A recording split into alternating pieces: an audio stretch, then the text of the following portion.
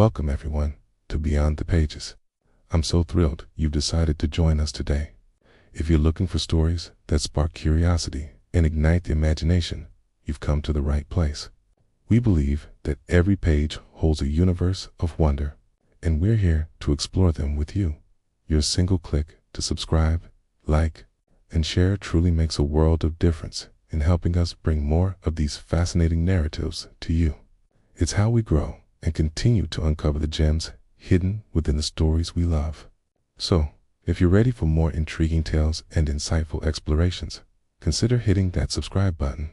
We can't wait to embark on this journey with you. In a world torn by greed and chaos. One man stood with nothing but a heart that refused to stop beating for others. This is the story of Abdul Sattar Edhi, a man who built an empire of compassion out of dust. Karachi. 1947. The city was burning with the fires of migration. Refugees everywhere, lost, hungry, forgotten. Among them, a young boy watched as his mother fell ill, and hospitals turned her away because they were too full. That pain never left him. It became the spark. Years later, that boy, Abdul Sattar Edhi, will remember that day. Every time he saw a stranger suffering, he would whisper to himself, "If there is no system to care for the poor, then I will build one." His first shelter is on path. He had no money, no government support, no rich donors, just faith. He bought an old van with borrowed money and painted on its side in faded Urdu, "ambulance." That rusty vehicle became the heartbeat of a nation. He drove it himself, day and night, carrying the injured, the abandoned, the dead. He often washed the bodies of strangers, people no one wanted to touch. "When I pick up a body," he once said, "I feel I am holding my own child." People mocked him. They called him mad. They said, "One man can't change a country." But he never shouted back. He just worked harder. There were nights when he slept beside the patients in his clinic because he couldn't afford a bed. Days when he begged on the streets, not for himself, but for medicine, milk, and blankets. For others, he often said, "I am not ashamed to beg for my people." Slowly, the city began to notice. First one volunteer joined him, then another. Soon, a movement was born, the Edhi Foundation. Man's mission. He didn't just build orphanages. He built homes for children, for widows, for the forgotten souls left by society. He set up cradles outside his centers with a simple message: do not abandon your child on the street. Leave them here, safe. Those small metal cradles saved thousands of newborn lives, and his ambulances, they multiplied one after another, till Edhi ran the largest volunteer ambulance network in the world. He often said, "People have become educated, but they have not learned humanity."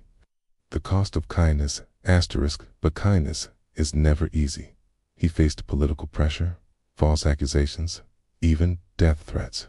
Some accused him of hiding criminals. Others called his foundation too independent. Still, he refused to bend. He wore the same simple clothes every day.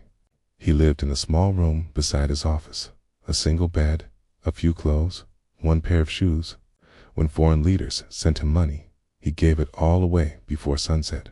Once, a reporter asked him, "Mr. Edhi, what do you own?" He smiled and replied, "Only my ambulance. Everything else belongs to the people." His partner in humanity behind him stood Bilki Edhi, his wife, a nurse who shared his mission and never demanded luxury.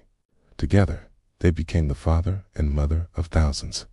She ran maternity homes and adoption services while he managed ambulances and shelters. They were not just a couple. They were the soul of a nation learning how to care again. Recognition. Yet, humility.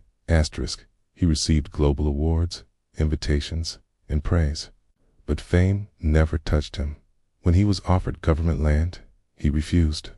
When politicians tried to use his image, he stayed silent. Because Edhi believed charity is not about showing the world, It is about showing your heart. Even in old age, frail and weak, he continued to sit outside the foundation's gates, waiting for anyone who might need help. People saw wrinkles and age, but behind those eyes was a lifetime of service. In 2016, the ambulance that had carried so many lives carried him. The streets were lined with thousands, men, women, children, all crying for the man who had once cried for them.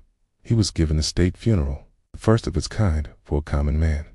But if he were alive, he would have whispered softly, "Don't cry for me. Feed someone hungry instead." His legacy beyond death today.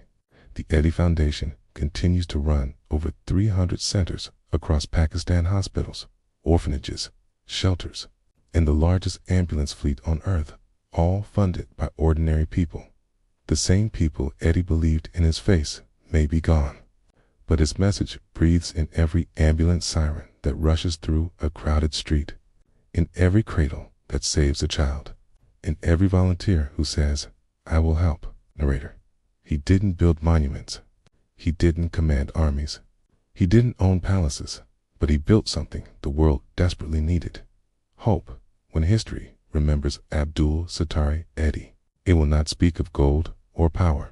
It will whisper the story of a man who carried the world's pain in his fragile hands and never let it fall, because in the end, he had nothing, but he gave everything. Fade out. Edhi's real quote appears on screen. "My religion is humanitarianism, which is the basis of every religion in the world." Music swells. Screen fades to black with the text, "Beyond the pages, humanity lives on."